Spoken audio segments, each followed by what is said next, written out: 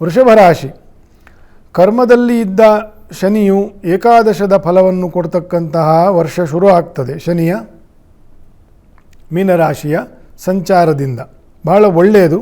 ವ್ಯಾಪಾರ ಆದಾಯಗಳು ವೃದ್ಧಿ ಆಗ್ತದೆ.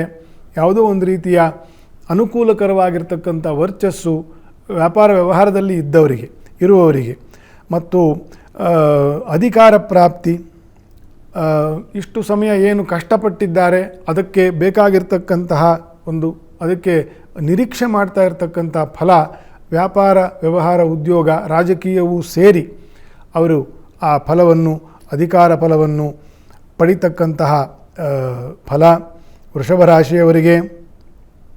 ಕುಟುಂಬದಲ್ಲಿ ವಿರಸ ತಾಪತ್ರಯಗಳು ಬರಲಿಕ್ಕೆ ಸಾಧ್ಯತೆ ಇದೆ. ಯಾಕಂದರೆ ತೃತೀಯದಿಂದ ನಿಮಗೆ ತೃತೀಯ ದೃಷ್ಟಿ ಉಂಟು, ಶನಿಯ ಪ್ರಭಾವ. ಹಾಗಾಗಿ ಅದು ಶುಕ್ರನ ಮನೆ, ಅದೆಲ್ಲ ಏನು ದೋಷ ಅಲ್ಲ ಅಂತಂತ ಹೇಳಲಿಕ್ಕೆ ಬರಲ್ಲ.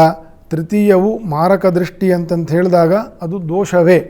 ಅದು ಸ್ವಜನರು, ಬಂಧು ಮಿತ್ರರು ಇವರಲ್ಲಿ ಮನಸ್ತಾಪಗಳನ್ನು ಉಂಟು ಮಾಡ್ತಕ್ಕಂಥದ್ದು. ಮತ್ತು ಈ ಶನಿ ರಾಹುವಿನ ಒಂದು 45 ದಿನ ಮೇಳೈಕೆ ಬೇರೆ ಇದೆ ಅದೇ ಮೀನರಾಶಿಯಲ್ಲಿ, ಮೇ 18ನೇ ತಾರೀಕುವರೆಗೂ. ಹಾಗಾಗಿ ವ್ಯಾಪಾರದಲ್ಲಿ ನಂಬಿಕೊಂಡು ಬರ್ತಾ ಇರತಕ್ಕಂಥ ಅನೇಕ ಬಿಸ್ನೆಸ್ನಲ್ಲಿರ್ತಕ್ಕಂಥವರಿಗೆ, ಭೂಮಿಗೆ ಸಂಬಂಧಪಟ್ಟಿರ್ತಕ್ಕಂತಹ ಬಿಸ್ನೆಸ್ನವರಿಗೆ, ಎಕ್ಸ್ಪೋರ್ಟ್ ಇಂಪೋರ್ಟ್ ಮಾಡ್ತಕ್ಕಂತಹ ಬಿಸ್ನೆಸ್ನಲ್ಲಿರ್ತಕ್ಕಂಥವ್ರಿಗೆ, ದೇಶ ವಿದೇಶಗಳಿಂದ ಮೋಸ ಆಗ್ತಕ್ಕಂತಹ ಸಾಧ್ಯತೆಗಳೆಲ್ಲ ಇರ್ತದೆ. ಜಾಗ್ರತೆ ವಹಿಸಬೇಕು. ಏಕಾದಶದ ಫಲ 2.5 ವರ್ಷ ಇರ್ತದೆ, ಅದು ಬೇರೆ ವಿಷಯ. ಜಾಗ್ರತೆ ವಹಿಸಬೇಕು. 3ನೇ ದೃಷ್ಟಿ ಉಂಟು, ರಾಹು ಮತ್ತು ಶನಿಯ ಯುತಿ ಉಂಟು ಸುಮಾರು 1.5 ತಿಂಗಳು. ಹಾಗಾಗಿ ಜಾಗ್ರತೆ ವಹಿಸಬೇಕು ವ್ಯಾಪಾರ ವ್ಯವಹಾರದಲ್ಲಿ. ವಿದ್ಯಾರ್ಥಿಗಳಿಗೆ ಶುಭ, ಒಳ್ಳೆ ಸಕ್ಸಸ್ ಆಗ್ತದೆ. ವೃಷಭ ರಾಶಿಯ ಮಕ್ಕಳಿಗೆ, ಓದ್ತಾ ಇರೋ ದೊಡ್ಡವರಿಗೆ ನೀವು ಕೂಡ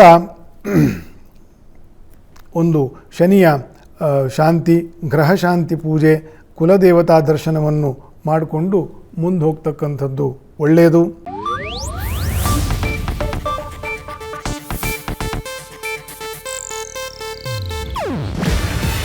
ಇದು ಏಷ್ಯಾನೆಟ್ ನ್ಯೂಸ್ ನೆಟ್ವರ್ಕ್ ಪ್ರಸ್ತುತಿ. ನೀವು ನೋಡ್ತಿದ್ದೀರಾ ಏಷ್ಯಾನೆಟ್ ಸುವರ್ಣ ನ್ಯೂಸ್.